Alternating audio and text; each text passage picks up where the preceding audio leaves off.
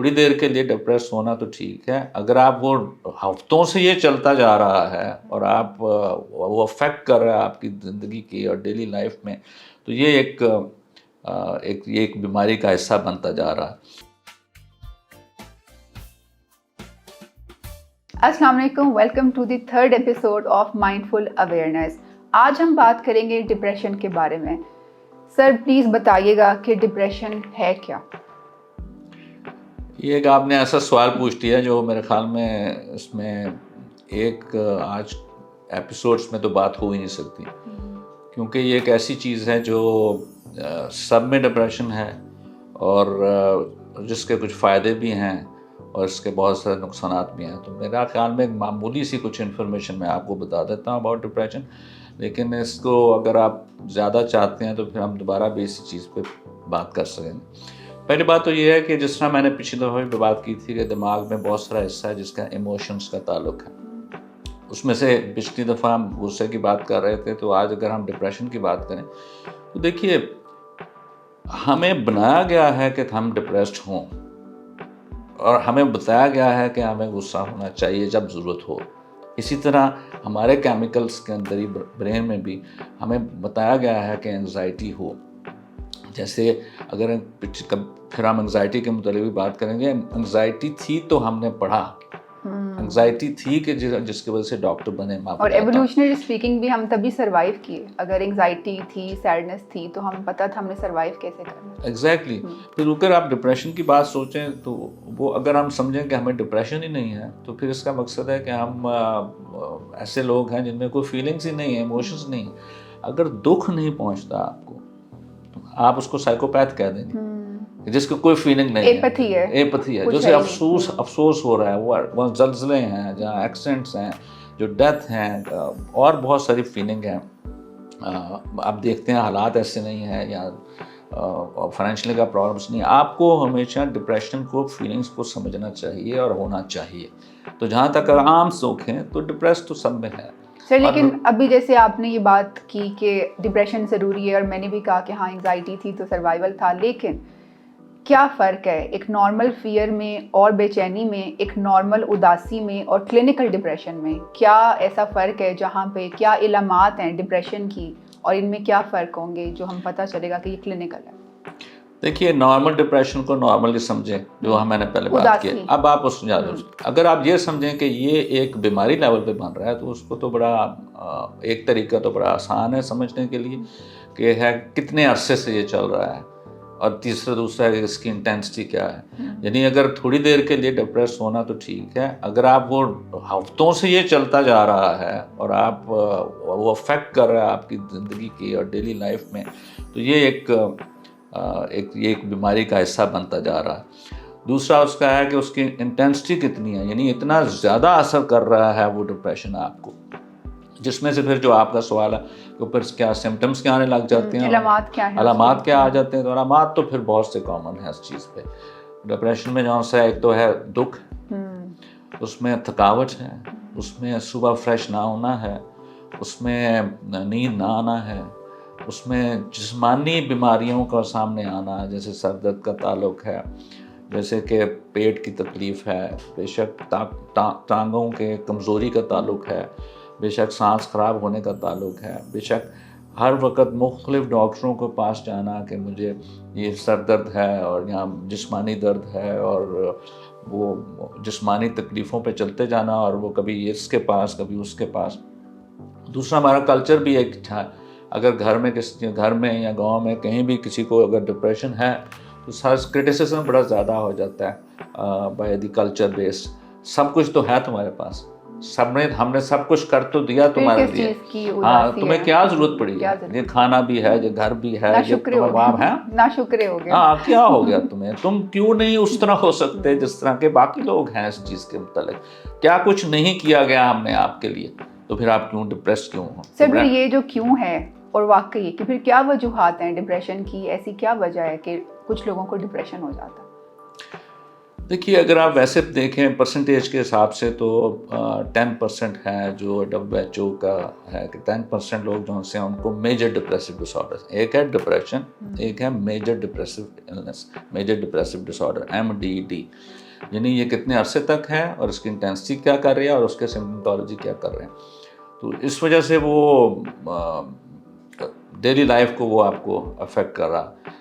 جی آپ نے سوال ہے کیوں ہوتا کیوں ہے اس چیز کے حساب سے، دیکھیں اس کو دو ڈفرینٹ سائڈ سے دیکھا کریں اس چیز پہ. ایک تو آپ جس طرح ہم نے پہلے بھی بات کر چکے ہیں، ہمیشہ ریزنس آپ ڈھونڈتے ہیں، اور ریزنس ڈھونڈتے ہیں تو پھر سمجھتے ہیں کہ ہاں یہ ہیں گھر کے حالات کیا ہیں، گھر کے باہر کیا حالات ہیں.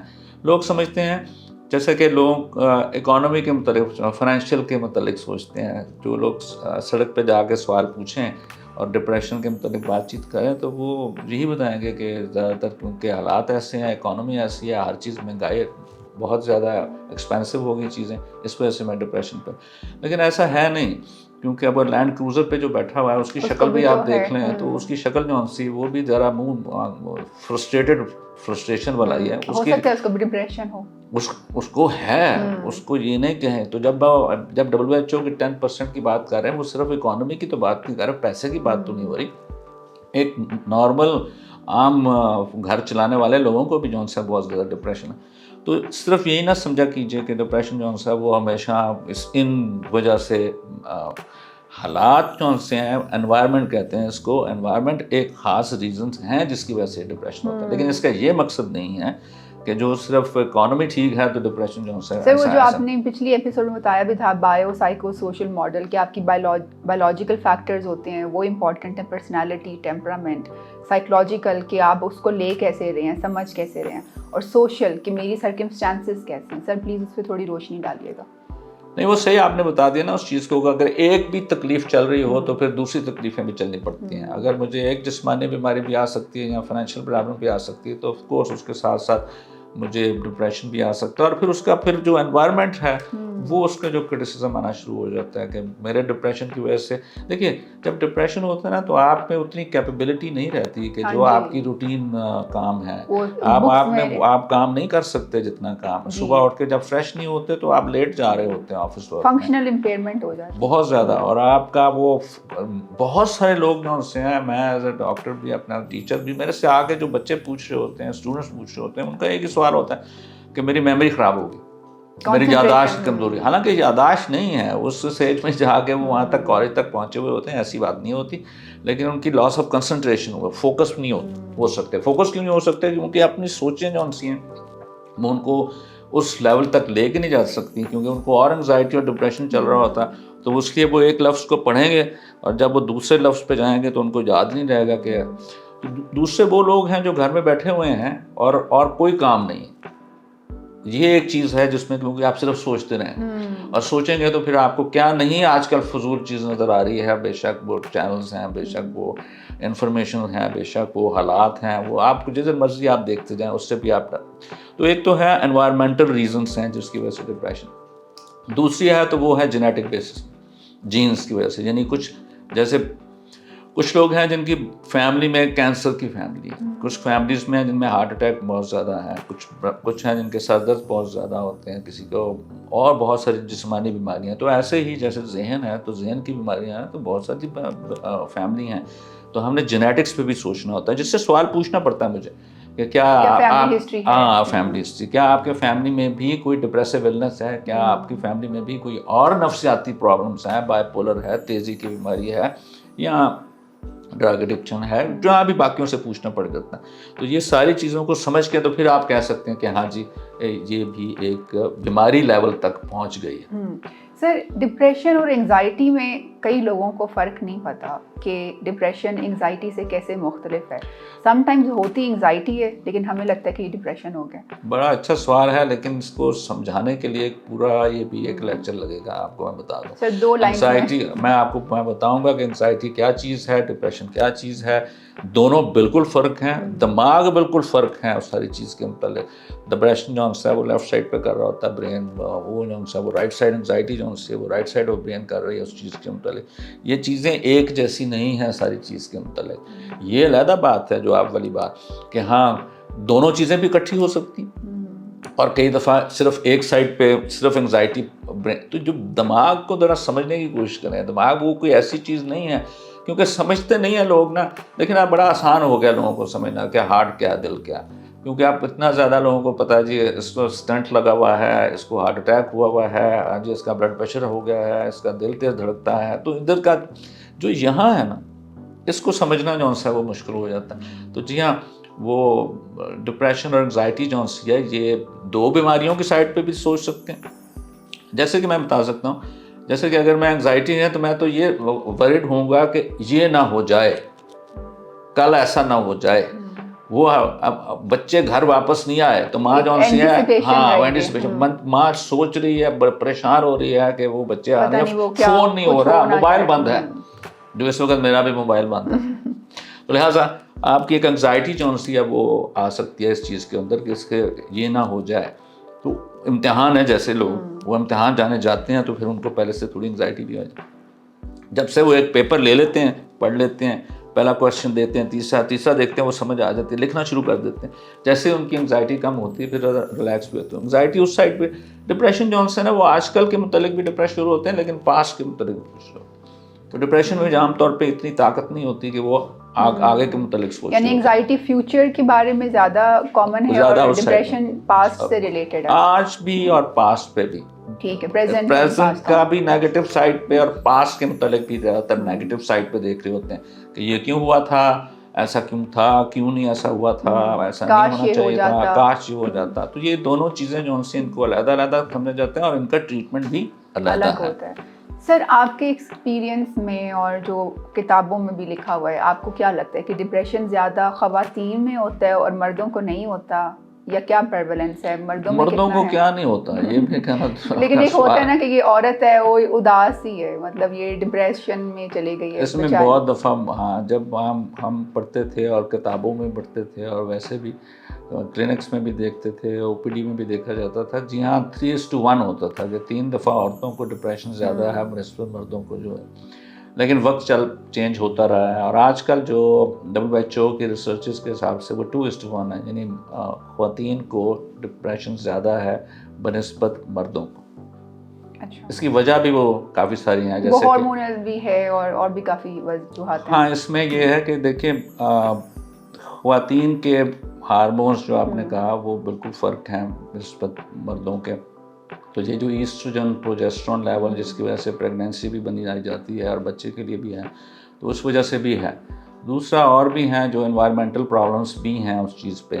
ایک پاور گیم تھی جس میں مرد تھے جو کہ ہر پارلیمنٹ سے لے کے اور گھر چلانے تک لے کے, تو اس وجہ سے وہ کچھ اپنے آپ کو مصروفیت ایک اور طریقے سے کرتے تھے. خواتین کا جو سا دماغ چلنا جو سا ہے وہ بھی کسی دن ہم ڈسکس کر سکتے ہیں کہ عورتوں کا اور مردوں کا جو ذہن چلنا ہے ان دونوں میں کیا فرق ہے. اس میں آپ ہنس بھی سکتے ہیں اور اس میں آپ کو لڑ بھی سکتے ہیں, لیکن یہ ایک اور ایپیسوڈ بننا چاہیے اس چیز کا. سر, آپ بچوں میں بھی ڈپریشن ہوتا ہے؟ یہ عجیب بات ہے کیونکہ ہم یہ سمجھتے تھے کہ بچوں کو اگر کوئی بھی ڈپریشن ہے یا جو بھی ہے تو وہ بچوں کو نہیں ہوتا. یہی ایکسپیکٹیشن یہی تھی کہ بچے ان کو کیا پتا, بچوں کو کیا پتا. میرے خیال میں ہمیں نہیں سمجھ آ رہی کہ ہمیں نہیں پتا, پیرنٹس کو نہیں پتا تھا جتنا ہمیں پتا تھا جب ہم بچے تھے. تو یہی حساب آج سے دیکھیں کہ بچے جو ہیں وہ بہت زیادہ تیز ہیں اور بہت زیادہ عقل مند ہیں. اس کے اوپر بھی ہم ڈسکس کر سکتے ہیں کہ آج کل کے بچوں کو اور جب ہم بچے تھے اس میں کیا فرق تھا. بٹ اینی وے, آپ کا جو سوال ہے کہ کیا بچوں کو بھی ڈپریشن ہے, جی ہاں. عام طور پہ کلاس 8 میں بھی, کلاس 7 یا 8 میں بھی ایک فیز آتا ہے جس میں ڈپریشن آ سکتا ہے. یہ نہیں کہنا کہ کتنے پرسنٹیج پہ ہے, لیکن یہ بھی ہو رہا ہے. اور وہ اس کے لیے تو بہت ہی مشکل ہو جاتا ہے, کیونکہ فیملی کے لیے بڑا مشکل ہو جاتا ہے, پیشنٹ کے لیے بچے کے لیے بڑا مشکل ہو سکتا ہے. کیونکہ سب سے زیادہ ہے کہ ہماری ایکسپیکٹیشن ہوتی ہے بچوں کو کہ یہ ایگزامس جیسے ہمارے ساتھ تھا. میرے نانا دادا کا والدہ ایک تھا کہ میٹرک کر لو, میٹرک کر لیا تو کہا جی نہیں تم نے ایف ایس سی کرنی ہے, بس یہ کر لو, ایف ایس سی کر لیا تو نہیں ڈاکٹر بن جاؤ, ڈاکٹر بن گئے بھائی پروفیشن کون سا ہے. مطلب ایکسپیکٹیشنس جو سی ہیں وہ بہت زیادہ دی جاتی ہیں. تو بچوں کو جب آپ ایکسپیکٹیشن ایسے کریں और तो फिर वो भी उस फेज से गुजर भी सकते हैं, और जेनेटिकली भी जब किसी दादा को भी था या नाना का या खाला का तो वो या ज़्यादा फूफो एक का, हाई तो रिस्क जी होते हाँ हैं। हाई हाँ रिस्क जी, फैक्टर्स हैं, हाई वो रिस्क बच्चों को भी इस चीज़ पे हो भी सकते हैं, और उसका फिर उसके लिए ट्रीटमेंट भी ज़रा फ़र्क है बनस्पत कि हम ऐसे बड़ों के लिए क्या है। जिस तरह बाकियों को करना चाहिए। सर जैसे आपने ट्रीटमेंट की बात की, तो डिप्रेशन का फिर क्या हल है? उदासी जो आपने कहा वो नॉर्मल है, वो ज़रूरी है और वो होती है और कुछ वक्त के बाद ख़त्म हो जाती है, लेकिन जो परसिस्टेंट डिप्रेशन है जो रह जाता है, उसकी इंटेंसिटी भी ज़्यादा है, आपकी फंक्शनल इम्पेयरमेंट भी हो रही है, तो क्या करना चाहिए? वही वाली बात है, जो पहले खुद समझें कि मुझे ये मेरी एक डेली लाइफ को ये नुकसान क्यों पहुंचा क्या रहा हो क्या रहा है है, मेरे साथ? फिर वो इसी तरह पिछली वाली बात क्यों, अपने आप को सोचें क्या हो सकता है, फिर आप समझ लें कि यार ये भी हो सकता है, ये भी हो सकता है, शायद यही है उस चीज़ से, लेकिन ये मुझे नुकसान पहुंचा रहा है। तो फिर उसका ट्रीटमेंट मुख्तलिफ लोगों ने खुद अपने तरीक़ों से भी रखा हुआ है। मस्जिद ज़्यादा जाने से भी उनको फ़ायदा हो जाता है, जिम जाने से भी जो लोग जो उनसे हैं वो अपने आप को काम करते हैं। सोशलाइज करना बहुत फ़ायदेमंद है। अपना कई दफ़ा डिप्रेस्ड होता है और बंदा कहता है मैं बैठा रहूँ और कमरे में बैठा रहूँ, तो वो बढ़ जाएगा। उसका जो ट्रीटमेंट सबसे ज़्यादा सबसे आसान है, और वो ये कि अपने जो फैमिली, अंकल, जो भी कज़न, जो सपोर्ट दोस्त, सिस्टम है आपका अच्छे वाला, जो उस पे हाँ, आप रिलाई कर सकते जो हैं। आप जिस बंदे से शेयर कर सकता हूँ, तो आपको वहाँ जाना, घर जाने को पहले दिल नहीं करता। यहाँ से मुसीबत है, वो depressive illness, depression, major depression, उसका ये नहीं होता जाऊँ, लेकिन वो चला जाता है ना जब किसी के घर जाके, नेचुरली वो जाके ज़रा फिर ज़्यादा रिलैक्स हो सकता है। तो एक तो ये है जो हम खुद कर सकते हैं। फिर ऑप्शंस हैं जिसमें साइकोथेरेपी है, जिसमें साइकोलॉजिस्ट हैं, सोशल वर्कर्स हैं, काउंसलर्स हैं, जो आपके साथ बैठ के डिस्कस कर सकते हैं कि क्या क्या प्रॉब्लम्स हैं और उसको कैसे सॉल्व कर सकते हैं। आखिरी चीज़ जिस तरह पहले बात हुई थी वो यही है कि अब मेडिसिन है, क्योंकि अब हमें पता चल चुका है कि ब्रेन का कौन सा इफेक्ट हो रहा है, कौन सा नहीं इफेक्ट हो रहा है, एंजाइटी कौन सी कर रहे हैं, डिप्रेशन कौन सा हो रहा है, मेडिसिन कौन सी हैं, वो भी क्या है। क्योंकि जैसे पहले कहा सिम्टम्स हैं, कुछ लोगों को नींद नहीं आती, किसी को भूख नहीं लगती, किसी का वज़न कम हो रहा है डिप्रेशन, किसी का वज़न ज़्यादा हो रहा है, तो उसके हिसाब से मुख्तलिफ़ किस्म की मेडिसिन हैं जो उसको इसी डिप्रेशन के लिए फ़ायदेमंद भी हो सकते हैं। लेकिन थोड़ा वक्त लगता है, ये कोई वो दवाई नहीं है कि पैरासीटामोल दे के और उसको आप अगले दिन ही ठीक या अगले घंटों में भी उसको ठीक समझें, नहीं, उसको थोड़े से हफ्ते लगते हैं उस दवाई का असर स्टार्ट करने ये पर। बहुत अच्छा टॉपिक है और सवाल भी मेरा यही है अगला, कि कुछ लोग होते हैं जो डिप्रेशन की दवाई लेते हैं 2 हफ्ते और उनकी इम्प्रूवमेंट आनी शुरू हो जाती है और वो खुद से बंद कर देते हैं। तो क्या ऐसा किया जा सकता है, या एट मिनिमम कितना अरसा आपको लेनी होती है दवाई?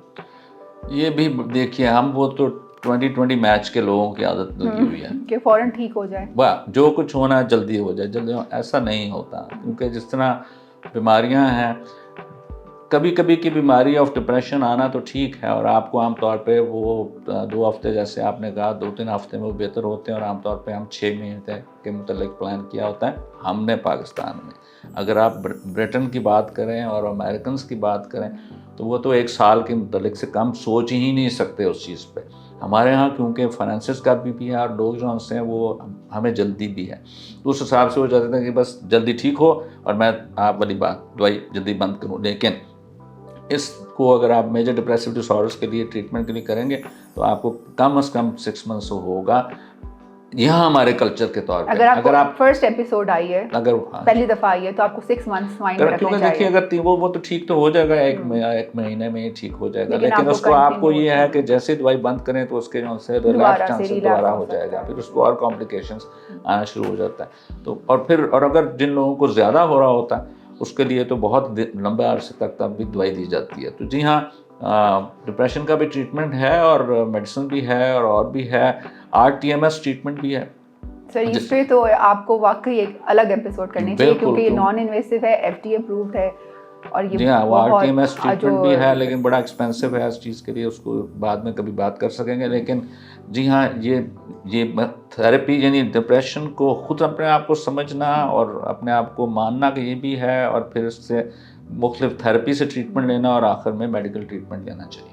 Thank you so much. ये थी हमारी आज की एपिसोड, और हम बहुत जल्द और एपिसोड्स के साथ आपके सामने हाजिर होंगे। अपना बहुत सारा ख्याल रखिएगा। अल्लाह हाफ़िज़।